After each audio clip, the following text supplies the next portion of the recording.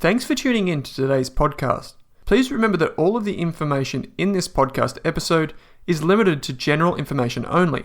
That means the information is not specific to you, your needs, goals, or objectives. So you should seek the advice of a licensed and trusted financial professional before acting on the information. And before you acquire or apply for a financial product, please read the PDS or product disclosure statement, which should be available on the issuer's website.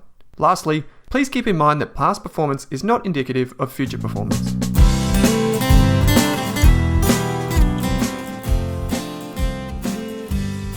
Welcome back to the Australian Finance Podcast Radio, where we're talking about 21 ways to save and invest your money in 2021. Kate, welcome to the episode.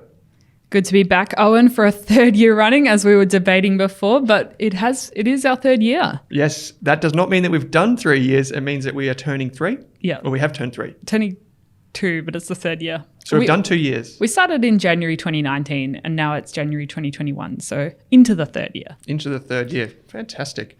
So big year ahead. Yeah. I mean, we're planning to do 10 episodes to start with, and look what's happened. So it's all going to be very exciting this year. We've got a lot planned. We've been doing a little bit of planning for the year. So hopefully we're bringing lots of interesting interviews and conversations your way. Mm-hmm. To kick things off, everyone loves a good checklist. Yes. And we know you love a list. Google knows you love a list. So we've got 21 ways you can improve your saving and investing in 2021. And we've tried to mix it up a bit with some more out there suggestions. I mean, I've asked our listener community, I've asked my dad, Owen's added what he thinks. So we've just got a few different ideas. Of course, there's a million and one saving and investing tips that you can follow, but here's 21 we've got for you. So yeah, hopefully by the end of this episode, you can take action. And if you've got more ideas following this episode, we'd love for you to join our listener online community. We'll put the link in the description and share yours there as well. Yeah, some of the best ones, although we've done a very good job here, Kate, some of the best ones are from the community. So we want to hear what you have, and maybe next year we can make it 100 ways to save and invest in 2022. Okay, bigger and better. We're going to try, and because we've got 21, and yes, 21 being the last 2 digits of the year, Kate, we're going to try and keep it concise. I didn't think we had to make that explicit, Owen. Never know. So let's just do like a quick fire. Yeah. So we're starting with our savings ideas for 2021. So firstly, putting your unwanted Christmas presents on Gumtree or returning if possible, because you've probably got stuff from December that you didn't want, you didn't need, and it's going to sit at the back of the cupboard like a juicer. So if you can, get rid of it or return it, or find someone else that you can give it to or re-gift it to. FYI, if you got $100 juicer for Christmas, with the sales that happen in January, it could be a $50 juicer. So take it back, buy it from the other shop, save some money in the process. Good one, Kate. Kate the Christmas Grinch. Boo. Number 2, so cancel your unused entertainment subscriptions while the sun's out. Oh, that's a good one. Go for a hike and explore your nearby suburbs. If in doubt, cancel your credit/debit card, cut it up, spit on it and burn it, and then do a bit of a song and dance. It's a great way to do it. I actually, my debit card expired recently, and the amount of stuff that I had built up. Yeah. Wow. Yeah. So I just think it's time to get outside. You don't need 3 entertainment subscriptions. Yeah. Well, I've got 4. I shouldn't say that. Over to you. Number 3. Set up your account automation so you can crush your savings goals this year. This is pretty straightforward. We've talked a lot about automating your finances in the past, but you often get too busy to do it. So take some time this month, set it all up, and just let it go on autopilot this year. If it's going to help you, automate it. Cool. Number 4, get some food for the freezer/pantry that can be used for a quick meal when you're tired or lazy. No $6.99 delivery fee inside SOS Uber. Actually, I did this week. Just a simple pasta on a Sunday. You can use it for lunches later on the week. I'm one step worse. I just have a pack of fish fingers in the freezer. Fish fingers? They're a good meal if you get home at 9 o'clock after work, you're tired. You just put them like 5 fish fingers in the oven and you're done. Dinner's sorted. Are they actually made out of real fish, or are they just like enough? The gammy it tastes fishy. Okay. I don't know. Well, I've got chicken, so I'll just get the eggs instead. But good one. Yeah. Number 5. So this is This is a fun one. This is a tip from my dad. This is his great suggestion. So for those with a partner, sharing one large coffee between two rather than two separate coffees. Yeah. So I don't know how that will go down if you're coffee people, but it's a suggestion. So there you go. Yeah, I was trying to think about this. I drink soy and my partner drinks just skinny milk. I don't think I could do it. But if you do drink the same thing, like maybe you're both decaf, lattes, turmeric, whatever, maybe you can. It sounds reasonable. Because, I mean, if you just base it purely on size, the little one, in Melbourne at least, is sometimes like $4 or $5, maybe not $5, $4. Yeah, well, you're paying $8 for two small coffees, but maybe $5, max $6 for a large coffee. So I don't know. I like it. There we go. There's a tip for you. Synergies. Number 6. Is 2021 the year you start planning your meals for the week on a Sunday and meal prepping? That's exactly what we're just talking about. Give it a go while you've got the energy this month. See if you can get the habit in. We talk about little, habits and feedback loops. Yeah. Like I said, pasta. It's such an easy thing to make on a Sunday. The only trick is that you can't cook the actual pasta-y bit on a Sunday and then try and freeze it for the week. You're better off doing that on the day or just having it with rice if you're not very adventurous like me. But it saves a lot of money. A lot of money. And after talking to a few chefs and dietitians, their number one money-saving tip was really meal prepping. So that's definitely one that's recommended. Mm-hmm. All right. So number 7 was a listener suggestion from Laura in our Facebook group, which was check if your bank or insurance company has a rewards program. So a lot of these companies, you can actually log in and they'll have some sort of marketplace where you can buy discount cards. You can buy gift cards at a discount. So, I mean, I logged into one of my banks the other day and you could buy Dimmicks, which is like relevant to me. You could get that at a 4% or 5% discount. So if you're going to buy something from there anyway, you may as well get it at a discount. Right. So this is like the RACV, like club rewards and all that sort of stuff. Yeah, but it was like for large shops so that you could get Woolies Woolies gift cards at a 4% discount. So that's an instant savings on your shopping bills. Is there surely there's a limit on that? Because like if you're going to Woolies every week, this is like a gold mine. You're going to save heaps of money. Yeah, I don't know. I haven't spent like thousands Just of dollars shop to around, test get a that. new insurer every day, and then and Laura also suggested signing up for things like Shopback, Cash Rewards, or Honey. Do you use them? I have used Cash Rewards before, and that worked well. Money got paid out. Mm-hmm. I own shares in PayPal, which bought Honey, and Honey's like I didn't even know existed until this. It is amazing. You just get it in like your Chrome browser, and it just searches for discount codes. Yeah, I mean, I even managed to get my mum on Honey, and she managed to be able to use it successfully, even though she struggles with online shopping. So that was a great suggestion. And Laura also mentioned that unsubscribing from various retail shop email lists because then you stop getting those sales getting pushed at you every day, and that's quite good if you're kind of that impulse purchase personality. I like it. Yeah, really great suggestions there. Some great suggestions. It's like 3 in 1. Yeah, so Thanks, Laura. If you've got any other tips, definitely hit up our Facebook community and share them there because I think everyone can benefit from different saving tips and tricks. Heaps of hacks, yeah, for sure.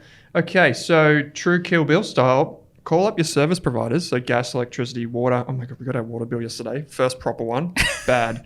And see if you can negotiate a better deal or pay 6 months in advance for a discount. A big one is consider moving to a prepaid mobile provider. So I don't know what they're running on these days, but I know you can get, for example, like Amazim or Aldi. And I'm using Circles, and that's been really cheap Circles? and great. Yeah, I don't know who uses it, but I think it's just got like Optus phone line underneath it. So yeah, it's really cheap and app's great, very simple. Yeah, that's the thing. The Aldi one's a bit clunky. I actually got it from my little sister, but it is really cheap, like really, really cheap. So it's just that whole BYO phone, which is probably the most expensive bit these days anyway. But here's a listener suggestion. Do we know who this come from? Oh, I might have missed the name here, but that's all right. Sorry in advance, but thank you for the tip. When your insurance renewal comes in, and they always seem to go up, call the company and question the increase because you can save hundreds of dollars by not automatically accepting increases. This is such a good idea. And the thing is, they don't reward loyalty. No. From my research into insurers, they do not reward loyalty. They rather give a new customer a discount. And same with like mortgage interest rates at banks. They don't care. Like if you're an existing customer, they just want to reward those new customers coming across. Absolutely. So similarly, Play energy providers off against each other, big savings to be had. If you don't have solar, do the numbers. With under 2-year payback on initial outlay, going forward could save thousands. That's fantastic. These are like 4-in-1. I love it. Have you considered solar yet for your We have, new but we're going to abode? replace our roof. And, Okay. So you've got a few things to we've go got the first. perfect roof for it. It faces like north, just off north, and it's perfect. Gets a lot of sun. So, yeah. I have to build the roof first, which is going to be expensive. Maybe we'll have to do an episode on Before solar and after. power in 2022. Okay, number 9. So if you've got a spare room, garage, car park, boat, car, caravan, pretty much anything nowadays, find a way to rent it out and get some extra money into your savings this year. So that could even be a side hustle. I mean, it's crazy how popular renting out a car park is nowadays. So you can pretty much rent anything. So just... Yeah, well, we saw that a lot. So we lived in an apartment building. And you had to use like a swipe tag to get down into the secure car park. Yeah. And we were right opposite the train line. And you could tell, they actually put letters in letterboxes to say, does anyone want to lease this? Or then you could tell that people didn't live there. They'd obviously got a tag from somewhere, from someone. And then they just go in and park there rather than try and risk getting a parking ticket. $50 a week, whatever it is. Some people pay a lot of money for that. So really interesting. Cool. Number 10, try growing your own herbs. And salad ingredients. Good one, Kate. If it's only a few posts on the balcony, if there's only a few pots on the balcony. So we've got this. We've just got the essentials like rosemary and all that type of stuff. It's actually a bit of fun. Yeah. I find the hardest one to grow is actually basil. But if you just stick it on your windowsill near your kitchen sink so you can give it water every day, it's actually a pretty good one. Probably more cost effective than buying packaged fresh herbs from the supermarket. And it makes your meals a bit tastier. Oh, yeah. Especially fresh basil. I mean, that uplifts any meal. Oh, doesn't it? And if you eat a pasta a lot, oh, yeah. It's a must. Okay. Actually, before we get to number 1, explain what they are. Yeah, so now we're moving on to some investing ideas for you. So this is a whole range of different things, not our traditional buy an ETF, but we're getting a bit more interesting here. So number 11 is invest in your health. And although one of the girls at work pointed out that this was a bit morbid, I said no point being wealthy and dead. So Agreed. Yes. Can't take it with you. Nope. A gym subscription isn't necessarily a waste of money if you actually use it. So I know a lot of people always have New Year's resolutions to join the gym and get fit. So actually use it if you pay for it. Also, Owen needs to go to the dentist. Maybe get a checkup, sort out your nutrition. It's worth investing in your health. I mean, we often neglect it as we're so focused on investing and saving as much as possible, but I think it's really important and critical for everyone to focus on this. And if you do get a health insurer, remember that dental work and all that sort of stuff is typically on your extras. Yeah. So unless it's emergency surgery in your mouth, which ouch. No, so you have to get that, and there's typical waiting periods. So think about that. But yes, good point. No point being wealthy and dead. Number 12, focus on paying down your high interest debt. So anything over 10%, I'd say is yuck. It needs to go. So this is a boring one. Just domino your debts, start small, and then use that momentum and that habit of paying back debt to squash the rest. Yeah, absolutely. So number 13, if you own your own home, maybe you could take on a small renovation project to improve your home's value, which Owen knows all about. But I would recommend before sinking 50K into that pool renovation, you actually do your research and see if it's worth it, will it improve your home's value? Because I know a lot of people just go straight into renovations without like doing any costing or looking at what else is in the area. So yeah. Kate said sinking 50K into the pool, people. Owen thought that was very funny. I don't know if I did it on purpose. No, it was a good one. So most people underestimate how expensive it is to renovate a house. It can be even more expensive if you have no idea what you're doing. But get quotes from at least 3 people. Try and learn a bit. YouTube is the ultimate place to go to learn about what actually happens when a renovation takes place. Even if you just sit through like 3 how to plaster a wall things on YouTube, at least when the plasterer comes out, you can speak their lingo or at least understand what they're saying so they don't pull the wool over your eyes. Number 14, invest in a set of hair clippers and get your partner / loved one / someone you don't love very much to do your hair. It's a great ROI if they're good. Otherwise, it can be entertaining. Basically prep for the next pandemic. I did this. Yes, I did this. You had an interesting haircut for a month or so. I did. And Sarah was really nervous when she was doing it, but I was like, come on, just cut it. Who cares? I mean, middle of the pandemic, who's going to see it? But yeah, I mean, it's going to save money. We worked it out. If she spends, I think it was something like, if she spends $160 to get the whole zhuzh every 2 or 3 months, I actually go every month because my hair grows quick, but I only spend $30 or $40, which is still a bit of money. It actually, I think it worked out that I spent more over a year. Did you get a beer though? No, I didn't. Can you get a beer? I thought that's why guys pay that $30 or $40 cost at the hairdressers so they can get the beer. No, I just pay extra for convenience because I'm a schmuck. Yeah. I'm a sucker, according to Mr. Money Mustache. Number 15. Probably. Invest in reusable things like straws, drink bottles, containers, and there are some places that help you reuse things like detergents or cleaning liquids. I mean, I think it's called The Source, but it's a chain across like Victoria, and I think there's one in Canberra I saw as well. But you can actually take in your jar and fill it up with dishwashing detergent or shampoo or things like that. So you can keep reusing your containers and just fill it up there, and you can take your container and fill it up with oats, and they just pay based on weight. So that's a good way to reduce waste as well. Good for your wallet, good for the environment. Everyone wins. Yeah. Okay, number 16. If you're brand new to investing, you can set a goal of investing, $500 or $1,000 this year, just to get comfortable with it. I think this is a really good one. You don't go from 0 to 100 straight away, although people do think you can, particularly on some Facebook communities. Get rich slowly. Out of those 3 words, get rich quick. The most important words are the first 2. Just get rich. If you take away the quick, just focus on getting rich, it actually changes your worldview of what's actually important and the investments and how you go about it. So number 16, just start. Yeah. Get a brokerage account, micro investing, whatever you find works for you. If you've never started, make that your goal in 2021. Just put your pinky toe in the water, and bit by bit you'll get comfortable as you learn more. Mm-hmm. All right, number 17 is a very important one to us. It's invest in your education, and whether that's courses, books, lessons, experiences, it's always worth it. And Owen just put in here to remember to tell you that our Rask education courses are free. Including Kate's fire course, which took her the better part of a year to do. So check it out. A pandemic project, didn't we all have one? PPs. It's great. So any education, and this is the thing, it doesn't have to be formal, right? No, like some of the best courses you can do nowadays are not through a university. I mean, I enrolled the other day in a great course that's on sort of like the history of financial markets and scams and things throughout the ages, which is just sort of interesting to learn about investment history. And that was, I think it was like $100, but it was by just a whole group of people who are passionate, some lecturers, and just all sorts of people putting that knowledge out there and just preparing it in a package for sale. And you don't have to go through a formal institution for that. And if you think you're paying like $5,000 maybe for a university subject that you're not paying for many years because of the HEX system, maybe paying $100 or $20 for a book isn't actually out there. Like, it's worth paying for some courses sometimes.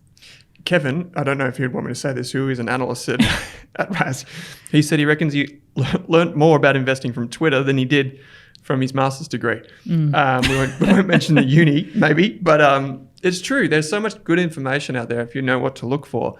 And Charlie Munger is a big one on this, billionaire investor, partner of Warren Buffett at Berkshire Hathaway. He says, even though he was a really good lawyer earlier in the day, he recognized that the most important hour of his day was the hour that he spent on himself. So that's, knowledge compounds faster than money. So if you can, learn. Yeah, and also that like most of the people that work in our team, we have business, maybe commerce degrees, finance degrees, but that's not where we learn about investing. And I think a lot of people have the misconception that they need to have XYZ qualifications or training to be able to invest their money. And you absolutely don't. Most of us figured it out online and through books and through just trawling through Google. So you definitely don't need to have a formal qualification to learn about investing. Finance people are often the worst with money. Yeah. They're just, I don't know. It's just terrible. Like it's really bad. And for me to say that, it's like you're supposed to be studying this stuff, but you go to academia and it's just crap what you learn, honestly. Like, anyway, that's a whole nother series of podcasts. Yeah. Okay, I think I'm up next. Number 18. Sort out your investment goals and plan for the year. How much are you going to invest every week, month, fortnight, whatever it might be, quarter? How are you going to invest it? What are you going to be investing in? Let's say you can scratch out $500 a month. That's the first big rock out of or in your jar. It should be one of them, alongside living expenses, of course. Put that into a brokerage account or into your investing app or whatever you use, into your Vanguard fund, whatever you're doing. Just put it aside. If you're like me, you probably need a prompt. So set a reminder in Google, Apple, Microsoft, whatever. Yeah. Awesome. Number 19. So this is if you've already got your core portfolio set up. So you've set up your sort of diversified exposure to some of the key asset classes. Maybe you want to explore the idea of a thematic ETF. And we actually discussed this back in late 2020 with ETF Securities about what thematic ETFs are and different themes you can explore. But this is how you can express your views in a certain sector. And that could be healthcare, tech, robotics, or even a specific country. And one of those that I know ETF Securities offers is India. So there you go. Whoa, and the hot tip. We've got it down here. Kate's hot tip. India, 2021. It's happening, people. Disclosure, I have never invested in an ETF that invests in the Indian market. Okay. But there you go. Something different if you want to spice up your investing life. Spice up. I see what you did there. Nice one, Kate. Number 20. I would say research your own company. So if you're going to invest in an individual share of a company, go out and learn about the company. And then, after you've done your research, buy the stock, buy $500 worth. It will be super empowering for you. And so I would say make this your goal. Spend 5 hours reading the company's website, its annual reports, or just watching YouTube videos of what it actually sells. And then put $500 into it. I mean, that's going to be a lot of money. So it's the real deal. It might not be a lot of money for you. I don't know. But it'll help you learn what it takes to invest. And then write down what you read and learn. Yeah. And if you need a template, use the notes provided and the spreadsheets provided in our Value of Everything course. It's a valuation course. It's free. And I think that's the best way for people, if they want to get started in investing in individual stocks, just go, hey, I really love XYZ company. Maybe that's for you. That's Netflix. Like you're addicted to Netflix. You're watching all the time. Maybe you're going to spend 5 hours reading their annual report, seeing what they do, seeing their global operations. And then you'll get a much better perspective of the business as a whole and see if you actually like putting that time in and that effort to researching individual companies. And if you have a child, a kid, or even just a loved one who doesn't like investing, that is a great way to do it. So find something they like, that you have like a mutual, I don't know, you get mutual pleasure from. Maybe it's like, I don't know, like a packet of chips. Maybe you want to drink Coca-Cola. Maybe you watch Netflix together. Maybe you go to the Village Cinemas. Village is on the ASX. Coca-Cola's Amatil's on the ASX, Coca-Cola's on the New York Stock Exchange. Like you can buy, part ownership in these businesses. Just go and do that. Yeah, and do it together. It's often less overwhelming if you think of investing in an actual company that you use. You go, I'm a paying customer of this company. I can actually understand it from that way. Yep. And that's a good way. And I think the final one, so number 21 drum roll, is, as Owen would say, treat yourself. Treat yourself. Yes. So often we can get completely tied up with focusing on saving and investing. And I mean, we've all done it. But make sure you look after yourself. Spend time with your friends and family. You occasionally treat yourself. You go out, have fun, and enjoy 2021. Yeah. And this is a big thing. If you have a budget, you should always budget just free money. Yeah. Scott Pape had splurge, I think it was. Like I always said, fun money, play money. Yeah, whatever you want to call it. I always thought that at least 10% of your money should be going towards some sort of holiday or experience, like an experience fund, because that is so, so important. I think a lot of people have missed that this year. So something to think about.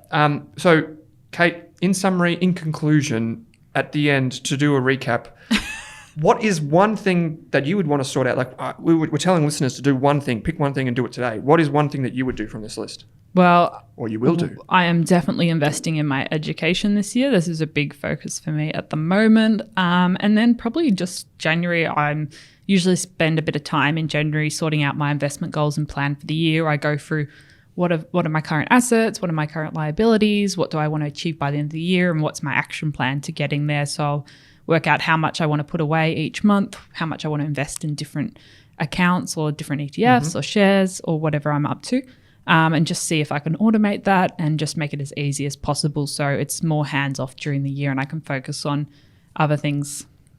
Cool. I'm going to meal prep. I'm going to do more of it. Meal prep. Because I find that when we're in the office, which isn't that often, I'm always buying grilled, and grilled is so expensive. But it's so tasty, and it's not good for your waistline, but it's expensive. Yeah. And you've got a deck to pay for. I've got more than a deck, unfortunately. But yeah, so that's going to be my thing. I'm just going to make bulk pastas, everything, and put it in the freezer. Yeah. And bring it to work. Cool. Oh, well, maybe you can make some for me too. Yeah. But when you come over, I'll cook you dinner. Take it out of the freezer. Take it. I'll have a freezer meal. That's exciting, Owen. Okay. Well, thanks, Kate, as always, for joining me. Thanks for listening.